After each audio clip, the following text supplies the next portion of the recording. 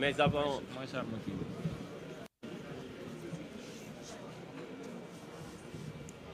Donc,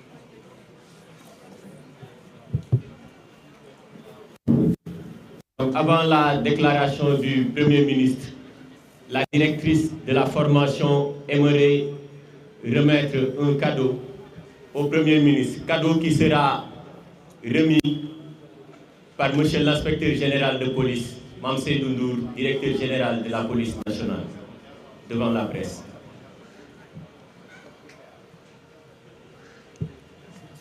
Nous invitons avec déférence M. le Premier ministre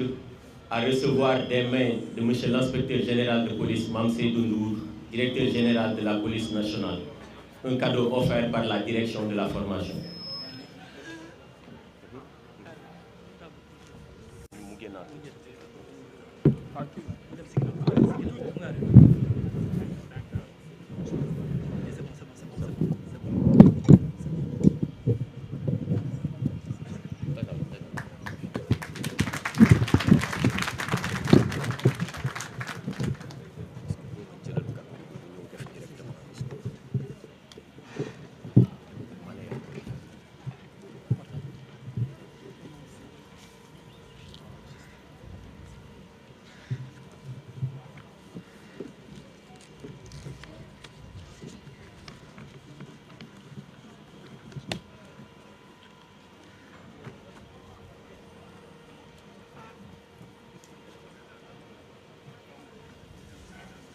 Monsieur le ministre de l'Intérieur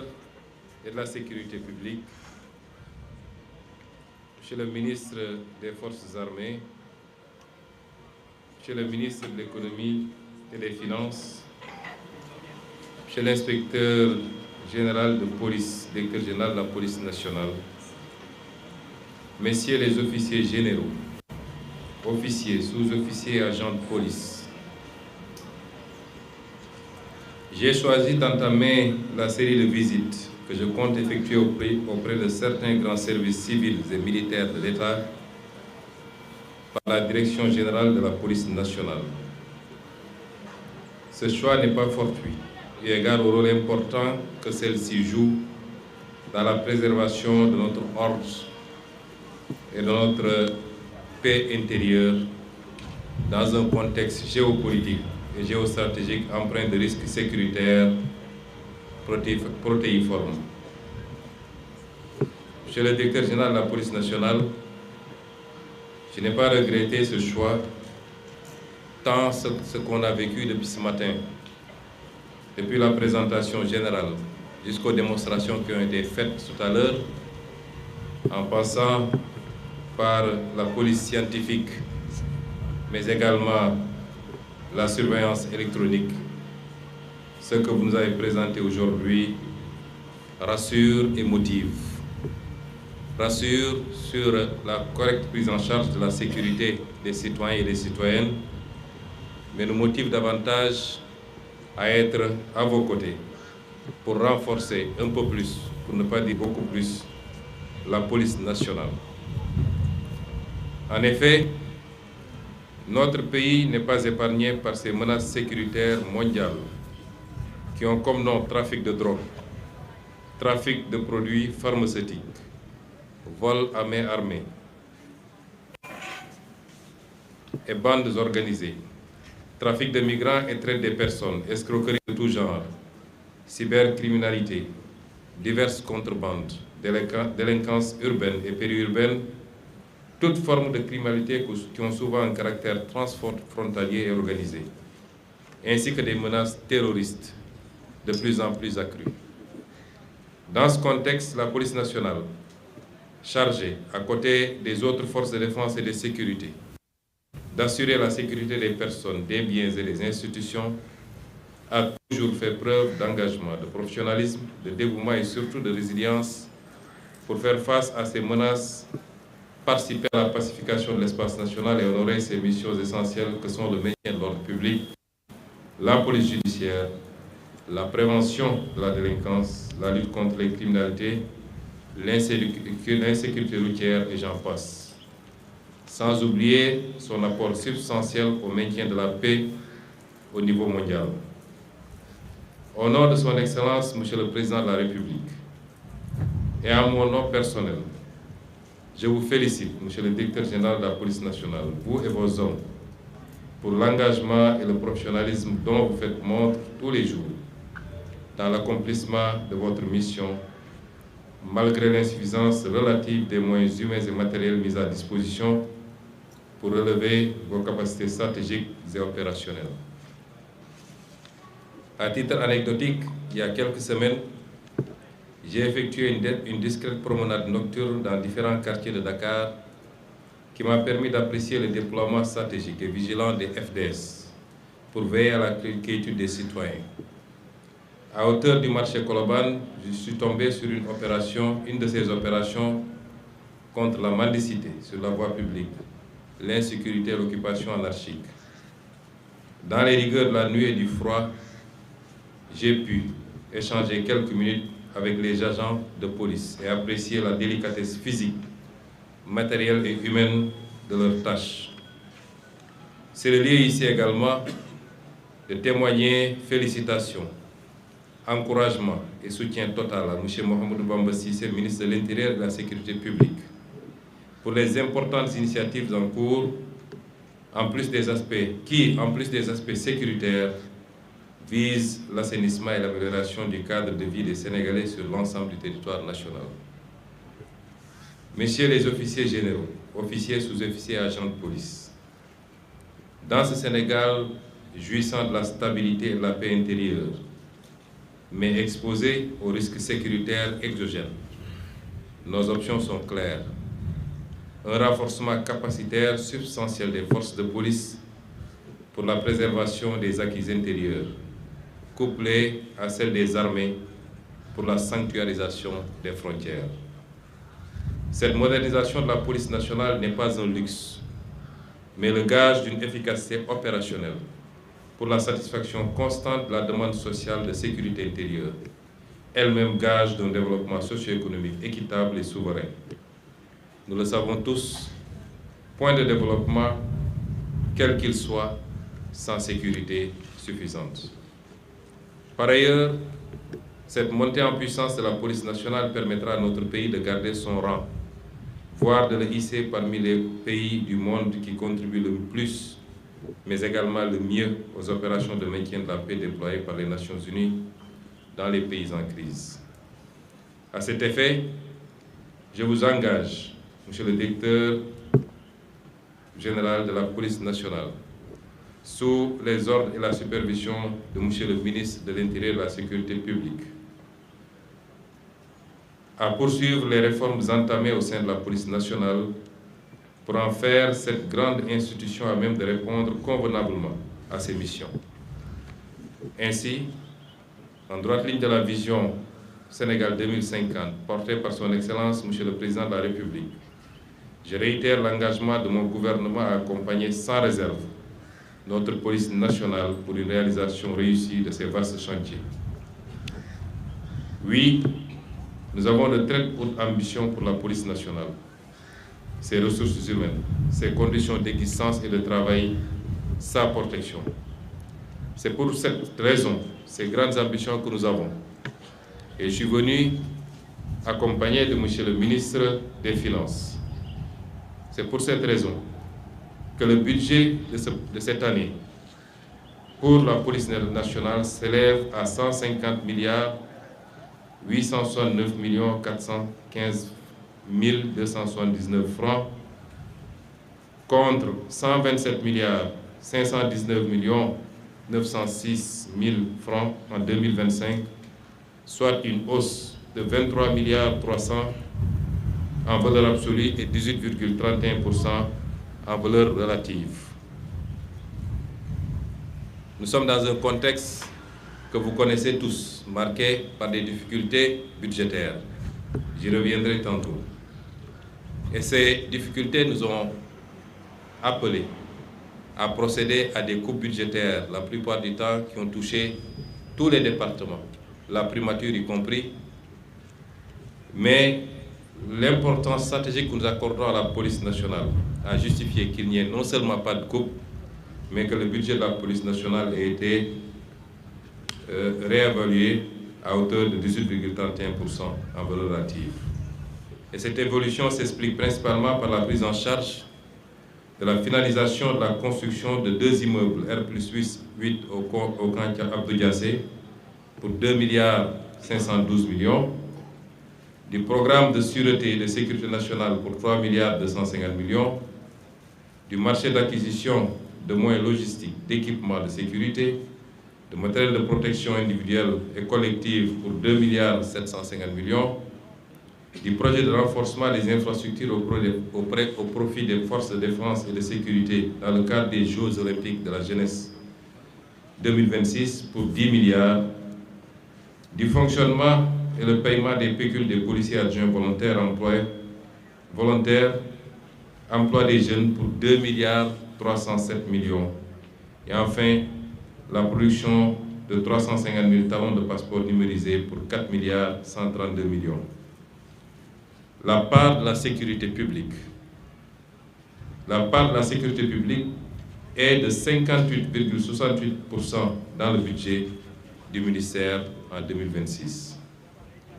Oui, donc, nous avons des ambitions et de très hautes ambitions pour la police nationale, pour ses ressources humaines,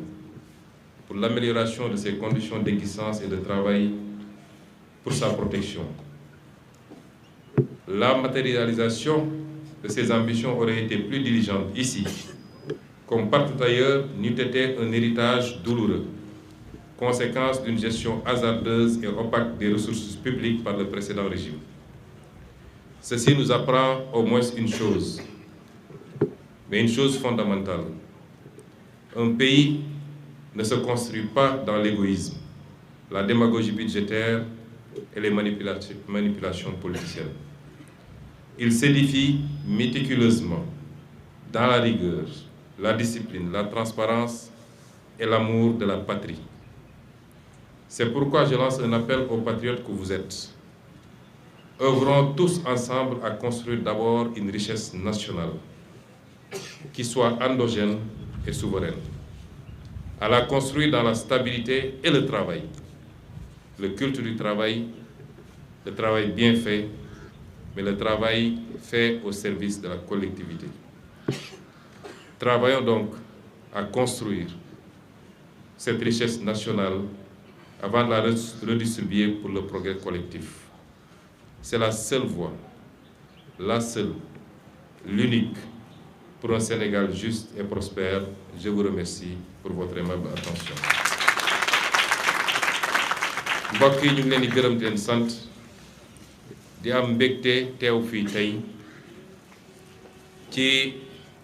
dox yi nga xam ne fas nañ koo dox ngir yéen ñëpp xam ngeen ni premier ministre mooy le chef de l'administration. ñaari at daanaka gannaaw bi ñu dénkee réew mi léegi sénégalais yi wóolu son excellence président Bassirou Diomaye Diakhar Faye jox ko présidence de la république mu dellu si wóolu ma dénk ma primature. ñaari at yoo xam ne amoon nañu mbébét gi mooy dox dem nemmeeku lenn ci bërëbu liggéeykaay yi nga xam ne mi ngi ci réew mi te yàlla dénkuñu ko, waaye jafe-jafe yi ak liggéey bi moo ñu tënkoon. tey ñu door doxantu yooyu muy doxantu nemmeeku bërëbu liggéeykaay yooyu naka la ñu toogee, naka la ñuy liggéeyee, lan mooy seen jafe-jafe, waaye xamit gën a xam wala gën a càmbar seen solo ak seen njëriñ ci réew mi.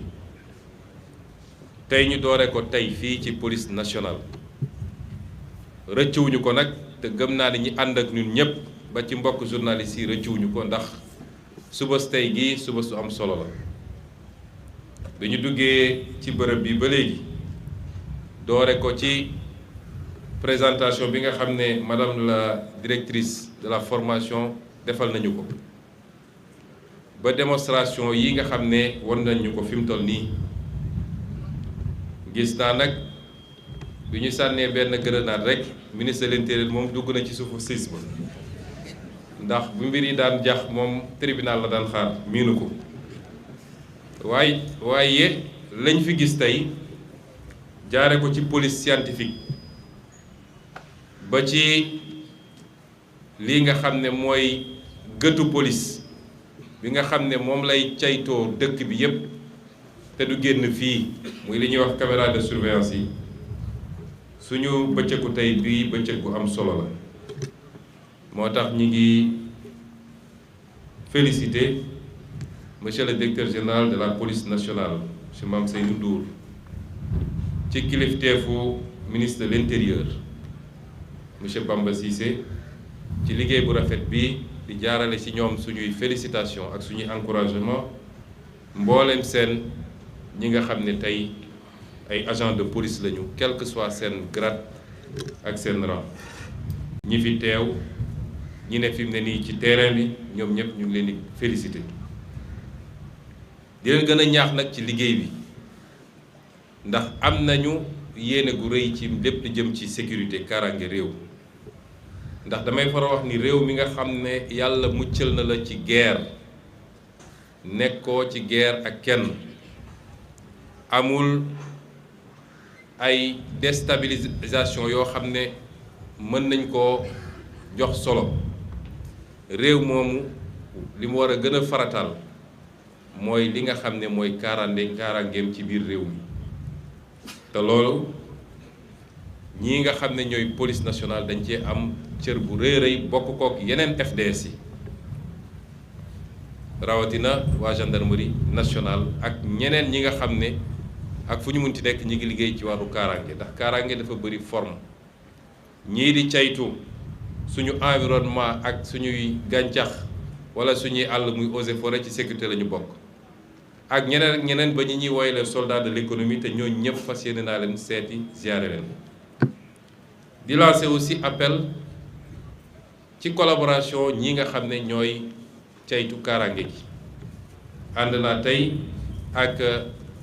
monsieur le général Birane Diop mi nga xam ne moom moo yor les forces armées lenn ci kaaraange bi wala ñi koy toppatoo moom ci kilifteem la ñu nekk force de défense et de sécurité yi du ñu ay rival du ñu ay adversaire dañu war a liggéey ci complémentarité joxante loxo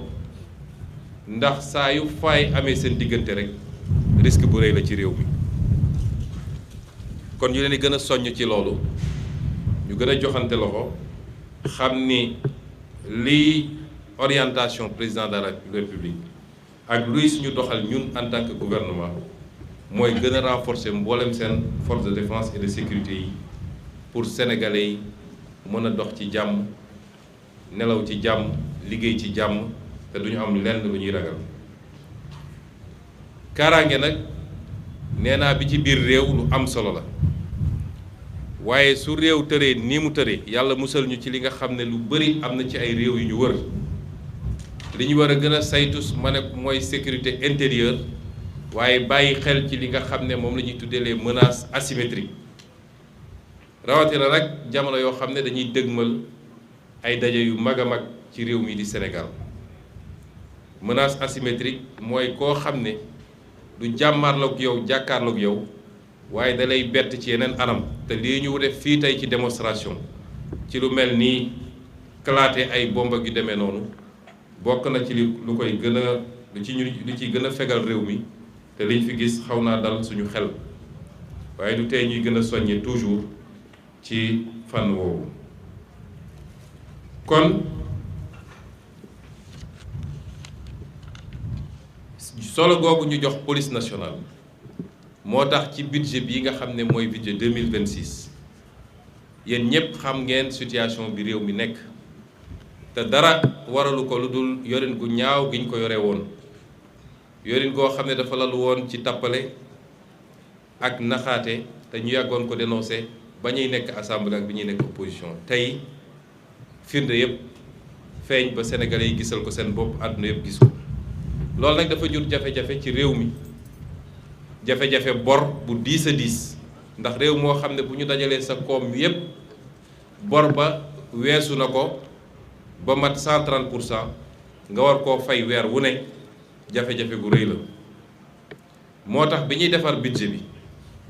ministre des finances ngi nii toog ñu liggéey ci lu bëree bëri def ay arbitrage bëri na ay cër ay pàcc ci nguur gi ñoo xam ne boo ko nattee daaw 2025 am na lu ñu comp ci seen budget wàññi ko parce que ci loolu la ñu toll waaye sécurité dañ ko cee boolewul police nationale dañ ko cee boolewul bal sax yokk nañ seen budget ba yokk ci lu mat 23 milliards boo koy natt ak budget année prochaine loolu nag xeeb nañ ko ba tey suñu yéene weesu na foofu waaye li may faral di wax rek réew ak kër ñoo yem réew ak kër ñoo yem te ñi fi nekk ñëpp borom kër lañu mooy kër day doxee budget mooy borom kër ga lan la attan lan la ko salaire am may wala daan doole gi muy daan doole bu ko dajalee lan la ko may ca loolu lay xoolee nu muy yoree kër gi ñaata la mën a joxe dépense lan la yóbbu ci paj mi lañ lay fayee njàngu école xale yi ak fan la mën a yóbbu xale yi ci njàng bu dee nag sañ-sañam wala am-amam mayu ko mu yóbbu doomam ci école privée boo xam ne 80 000 francs la ñuy fay par mois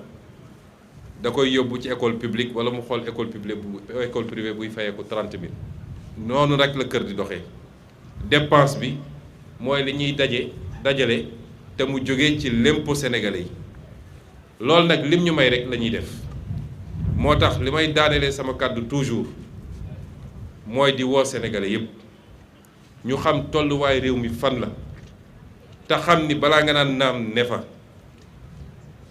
alal dañ koy faggu dajale ko ba mu taxaw ñu doog ko mën a séddale kon ñun ñépp nañu takk suñu ndigg jublu ci liggéey wàññi coow li gën a yokk kaaraange réew mi ñi bëgg a liggéey mën a liggéey ci xel mu dal li nga xam ne mooy souveraineté mooy li ñuy def ba alalu réew mi te bis bu ne ñu nekk ci te am na lu ma leen ci annoncé lu bari ci li nga xam ne suñuy ressource naturelle la moo xam phosphate la moo xam gaz wala leneen ak leneen ak yenn yi nga xam ne nangu woon nañ ko suñu loxo te ñu nekk ci jéego yi pour jëlaat ko loolu lépp nañ jublu ci liggéey loolu buñ ko defee dinañ ci gis njëriñ googu nag mooy alal gi ñu dajale war koo mën a séddale ci anam goo xam ne day ànd ak màndute mooy kenn ku ne la cay sa wàll ak sa wërsëg nga jot ko bokk na ci li ñuy daaneel it mooy xeex lépp li nga xam ne yorin bu ñaaw la lépp li nga xam ne corruption la lépp li nga xam ne détournement de deniers publics la saax ci ñenn ci ñu présenté fii gis nañ ci kenn koo xam ne ku siiw la ci réew mi ci bañ ñi koy tuddee adjudant amul yaakaar man ma ne adjudant am yaakaar bu bari sax mu wax lu bari lu ñu dégg waaye dama koy renforcer walla feddali ci li mu wax réew bu la gën a tardé mooy réew bu guerre gën a bari guerre dañ ko war a xeex sous toutes ses formes depuis milliards bu ñu mun ay milliards yu ñu mun a jox président de la république wala ñu mun koo jox premier ministre ci bureau wala ñu jox ko ay ministres wala ay directeurs généraux ba ci 1000 francs bu ñuy joxe ci circulation wala ay millions yi joxe ca douane wala ci impôt wala feneen fu mu nekk bépp xeetu guerre facteur de sous-développement la ndax guerre gi kilifa nangu moo tere hôpital bi ñu waroon tabax ñu tabax ko wala courant fu mu waroon yegg mu yegg fa wala école bi ñu waroon tabax ñu tabax ko waaye guerre bi ki war a surveiller circulation bi nangu moo waral accident bi am 1 heure de temps plus tard ay bakkan yu bari rot ci kon guerre baaxul ci réew ñun ñëpp dañu war a ànd ci xeex ko ndax loolu mooy premier facteur de développement ci réew kon ñu ngi leen di gërëm di leen sant monsieur le ministre de l'intérieur monsieur le directeur général de la police nationale ak ñëpp ñi seen collaboration di leen wax suñu kontaante tey ci visite bi ak ci ni ngeen doxalee mbir mi di daaneel it ci wax ni jox nañu ndigal ministre de l'intérieur pour mu présenter ñu la nouvelle doctrine li ñu tuddee la nouvelle doctrine du maintien de l'ordre ndax li fi xewoon dafa am ay jàngat yuñ ci war a jël jàngat yooyu mooy ñun ñii di ay kilifa politique di digal di joxe les instructions war nañu fexe ba suñuy forces de défense et de sécurité duñ leen mettre dans des conditions délicates waaye ñoom it suñuy forces de défense et de sécurité lépp loo xam ne lu ñuy war a def la war nañ ciy jiital professionnalisme ak li nga xam ne mooy les règles d'engagement de la force publique loolu nag am na ndigal lu ñu ci jox monsieur le ministre de l'intérieur jamono jëlee am na lu xewoon ci réew mi ñu expérimenté ci lenn ñu génn ci ma ne ko loolu dama bëgg mu doon ab document boo may présenté sur la nouvelle doctrine boo xam ne du doon lu permissif du doon loo xam ne day permettre kenn ku ne lu la neex nga def lu la neex nga toj lu la neex nga taal waaye dina jiital également un certain nombre de mesures ba nga xam ni yenn tolof-tolof yi am yenn rëcc-rëcc yi am muy loo xam ne lu ñépp di regretter la ndax gëw ma ni policiers yii wala wóor na ma ni policiers yii ak gendarme yi duñu ay extraterrestres yu jógee ci asamaan daanu fi ay sénégalais nañ ñu sénégalais yépp amu ci kenn koo xam ne ci sa teyefu bakkan wala lu la neex dina am loo xam ne def nga ko mu ëpp bu amee it responsabilité bu ñu war a situer la sanction yi ñu war a teg la yoo xam ne yu àndul ak lam-laame kon comme ñun ñëpp sénégalais lañu te kaaraange mënul ñàkk baax na nouvelle doctrine boobu ñu génne ko muy lu ñuy waxtaane nag ci concept bi nga xam ne rafetlu nañ ko lool monsieur le directeur général de la police ndax gis nañ leen ngeen di jëflante ak composante yu bëri yoo xam ne composante ñu faral gis la ci ay manifestations di xool nu ngeen di lier un contact buy permettre le dialogue permanent loolu dañ koy inscrire ci nouvelle doctrine de la sécurité et surtout du maintien de l'ordre kon ñi ngi xaar document boobu monsieur le ministre bu ñëwee nañ ko valider ak monsieur le président de la république partager kook sénégalais yépp ci loo xam ne concertation lay doon ñu ngi leen di gërëm di leen sant di leen souhaiter une bonne fin de journée asalaamaaleykum wa rahmatullah.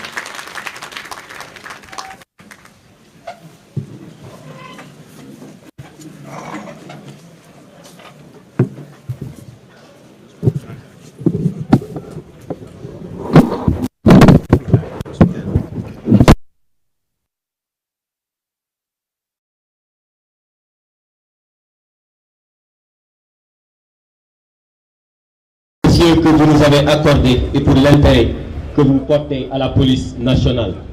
Nous serions très honorés que vous acceptiez d'immortaliser cette visite par une photographie officielle avant votre retour. Je vous remercie. La photographie officielle se fera au niveau des chars.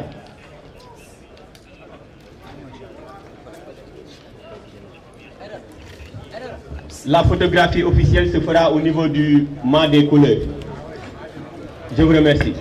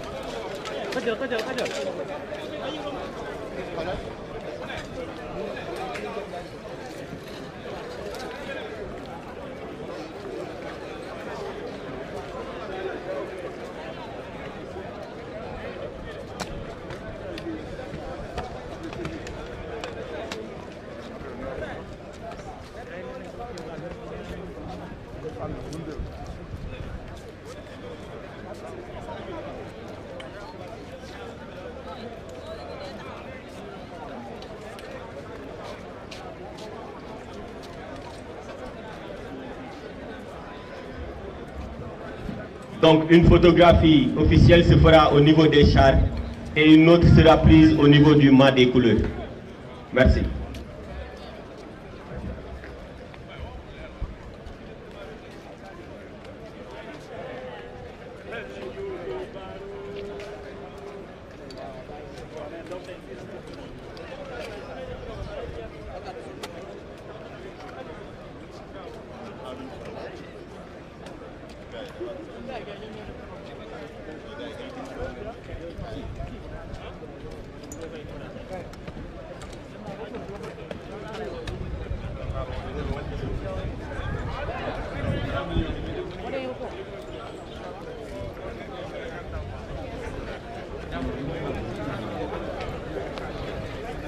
Ya, pour ñu jox benn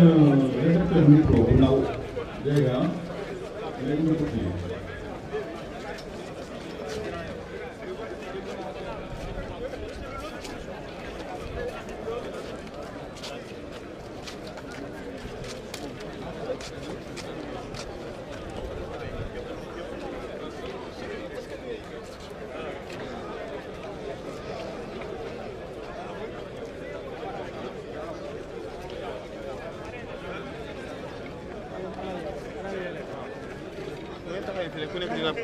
waaw damay arrière waaw.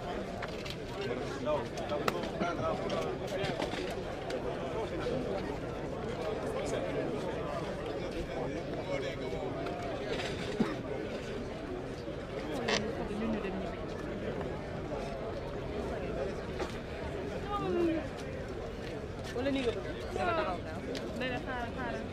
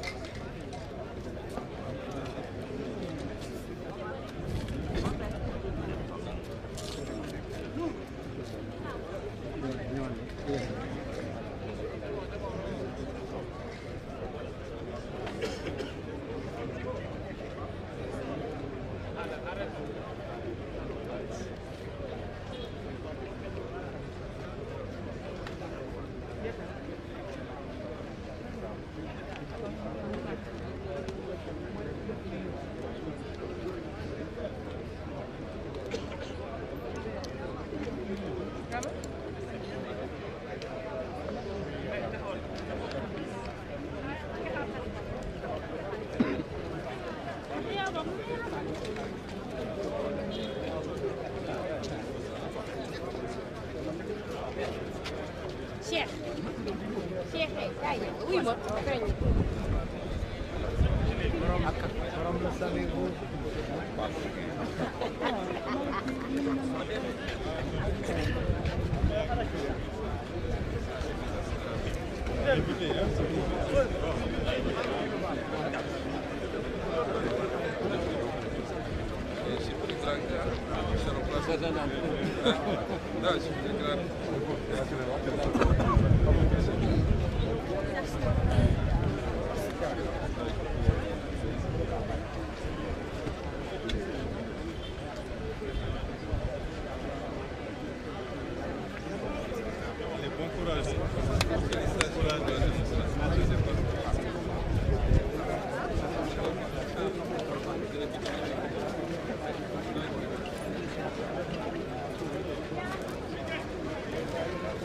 doy na nag fii lu ci am ñoo ko amal.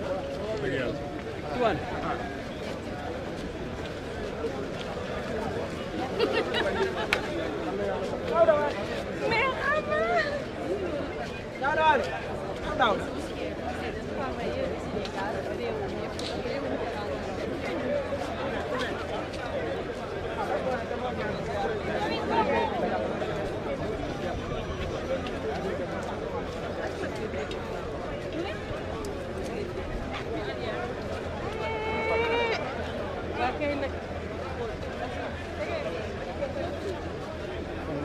Evan.